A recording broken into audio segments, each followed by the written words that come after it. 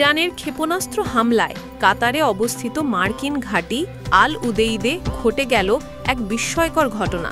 মার্কিন president Trump একে দুর্বল হামলা বললেও ইরান বলছে এটি ছিল ধ্বংসাত্মক আঘাত। গাজায় ক্ষুধার্ত মানুষের ভিড়। ভিডিওতে দেখা যায় যে ক্ষুধার্ত ফিলিস্তিনিরা উত্তর গাজায় খাদ্যবাহী 20টি ত্রাণ ট্রাক আটকে দিয়েছে। ধ্বংসস্তূপের মধ্য দিয়ে তারা ময়দার বস্তা নিয়ে যাচ্ছে। এর আগের দিনও একই ধরনের ঘটনা ঘটেছিল।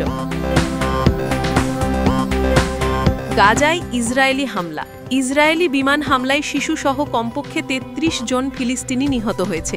একটি জল বিতরণ কেন্দ্র এবং একটি ত্রাণ বিতরণ কেন্দ্রে এই হামলা চালানো হয় যখন ইসরায়েল ও হামাসের মধ্যে যুদ্ধবিরতির আলোচনা স্থগিত রয়েছে। ফিনল্যান্ড আনুষ্ঠানিকভাবে অটোয়া কনভেনশন থেকে সরে দাঁড়িয়েছে। রাশিয়ার হুমকি ও নিরাপত্তাজনিত উদ্বেগকে কারণ হিসেবে দেখানো হলেও এই সিদ্ধান্ত ঘিরে উঠেছে নৈতিক ও মানবিক প্রশ্ন।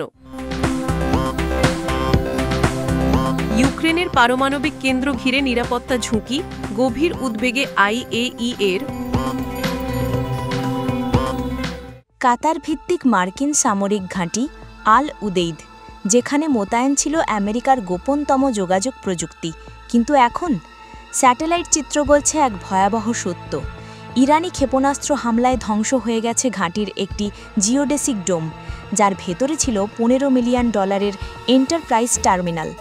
হামলার আগে যেখানে ডোমটি ছিল স্পষ্টভাবে দৃশ্যমান, পরে তোলা ছবিতে সেটি গায়েব। এমনকি আশপাশের একটি ভবনে রয়েছে ক্ষতির সুস্পষ্ট চিহ্ন। মার্কিন প্রেসিডেন্ট ট্রাম্প এটিকে দুর্বল প্রতিক্রিয়া বললেও ইরানের বিপ্লবী গার্ড গর্জে উঠেছে, এটা ছিল ধ্বংসাত্মক এবং সফল ক্ষেপণাস্ত্র হামলা। ঘাঁটির যোগাযোগ সিস্টেম পুরোপুরি বিচ্ছিন্ন। কাতারের আকাশে ধোঁয়ার কুণ্ডলী এবং ওয়াশিংটনে কূটনৈতিক হিসাব। 14টি ক্ষেপণাস্ত্রের মধ্যে 13টি নাকি প্রতিহত। তবে মাত্র একটি ক্ষেপণাস্ত্রই কি বদলে দিল যুদ্ধের মোড়? ফিলিস্তিনের গাজা উপত্যকার উত্তরাঞ্চলে অবস্থিত বেইত লাহিয়া এলাকায় চরম খাদ্য সংকট দেখা দিয়েছে।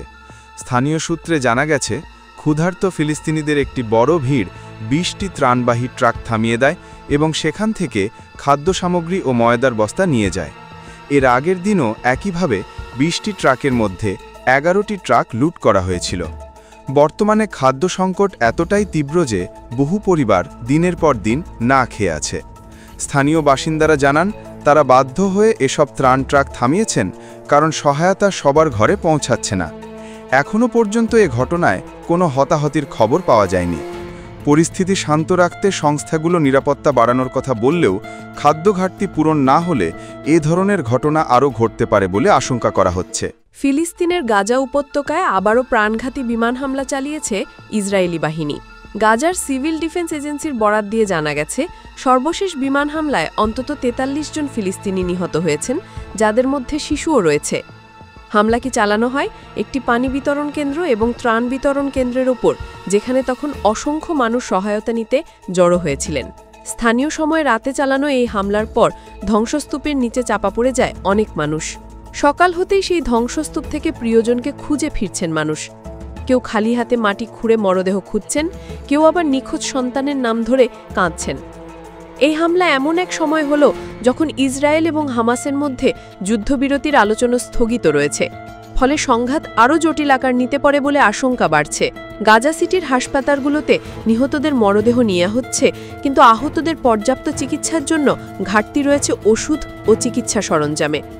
এই ঘটনায় আন্তর্জাতিক প্রতিক্রিয়া এখনও আসেনি, তবে মানবাধিকার সংস্থাগুলো গাজার অবস্থা নিয়ে গভীর উদ্বেগ প্রকাশ করেছে। রাশিয়ার ক্রমবর্ধমান সামরিক হুমকি ঘিরে ইউরোপে ফের উত্তেজনা। সম্প্রতি ফিনল্যান্ডের প্রেসিডেন্ট আলেকজান্ডার স্টাব আনুষ্ঠানিকভাবে ঘোষণা করেছেন, অটোয়া কনভেনশন থেকে বেরিয়ে যাচ্ছে ফিনল্যান্ড। এই আন্তর্জাতিক চুক্তিটি মূলত ব্যবহারে নিষিদ্ধ করেছিল অ্যান্টি পার্সোনেল ল্যান্ডমাইন, অর্থাৎ এমন মাইন যা সাধারণ মানুষের জন্য মারাত্মক বিপজ্জনক। কিন্তু কেন এই সিদ্ধান্ত? প্রেসিডেন্ট স্টাবের ব্যাখ্যা, বর্তমানে সরাসরি কোনো যুদ্ধের হুমকি না থাকলেও আঞ্চলিক নিরাপত্তা পরিস্থিতি মারাত্মকভাবে বদলে গেছে। বিশেষ করে রাশিয়ার আগ্রাসী ভূমিকাই এই সিদ্ধান্তের মূল কারণ। জুনে ফিনিশ পার্লামেন্ট ভোট দিয়ে সিদ্ধান্ত নিয়েছিল চুক্তি থেকে সরে আসার, এখন প্রেসিডেন্টের সইয়ের মাধ্যমে সেটি কার্যকর হলো। চূড়ান্তভাবে এটি কার্যকর হবে জাতিসংঘে অবহিত করার 6 মাস পর, কিন্তু এই সিদ্ধান্ত নিয়ে উঠেছে তীব্র সমালোচনা। জাতিসংঘের মহাসচিব অন্তোনিও গুতেরেস এই পদক্ষেপকে মানবিক নীতির প্রতি হুমকি বলে অভিহিত করেছেন। তিনি ঘোষণা করেছেন একটি বিশ্বব্যাপী প্রচার অভিযান যা ল্যান্ডমাইন মুক্ত বিশ্ব গড়তে সহায়তা করবে। উল্লেখযোগ্যভাবে আন্তর্জাতিক রেড ক্রস বলছে ল্যান্ডমাইনের শিকারের 80% বেসামরিক মানুষ। অনেকেই সারা জীবনের জন্য পঙ্গু হয়ে যান। বর্তমানে ইউক্রেন হচ্ছে বিশ্বের সবচেয়ে বেশি মাইন বিস্ফোরক এলাকা। এদিকে ফিনল্যান্ডের পাশাপাশি নেটো মিত্র যেমন পোল্যান্ড, লিথুয়ানিয়া ও বাল্টিক রাষ্ট্রগুলো এই চুক্তি থেকে বেরিয়ে যাওয়ার চিন্তাভাবনা করছে।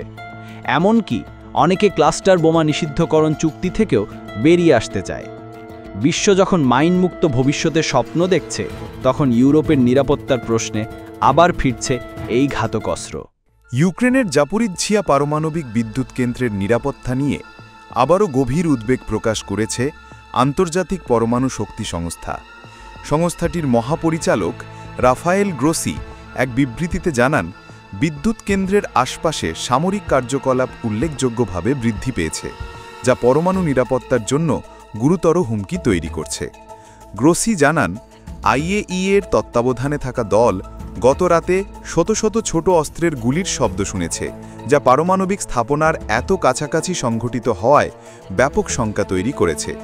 পরিদর্শনের সময় তাদের দল 5 ও 6 নম্বর রিঅ্যাক্টরের পাশে মাটিতে অনেক গুলির খালি খোসা পড়ে থাকতে দেখেছে।